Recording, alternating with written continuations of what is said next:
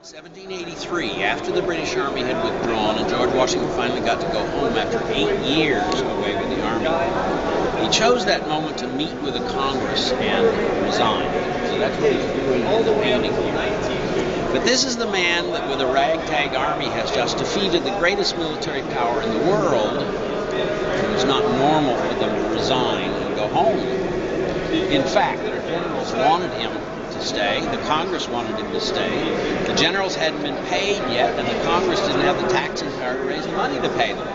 Everybody knew the government wasn't working, and they felt they needed an army to keep order in the country while we got a government set up. That's what people really did. And George Washington said, no, that's not what we talked about in the Declaration, and I don't want to be a part of it. I'm going to go home. So he resigned. And the other generals knew that they could not keep an army together. The enlistments had all expired. The soldiers were going to go home when George Washington did.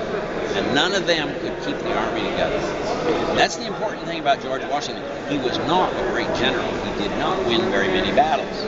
What he did was to keep up the faith of the common soldiers so that they stayed even after their enlistments were over. So the news of this went all over Europe. And the people of Europe began to pay attention to us. We bragged about a lot in the Declaration of Independence.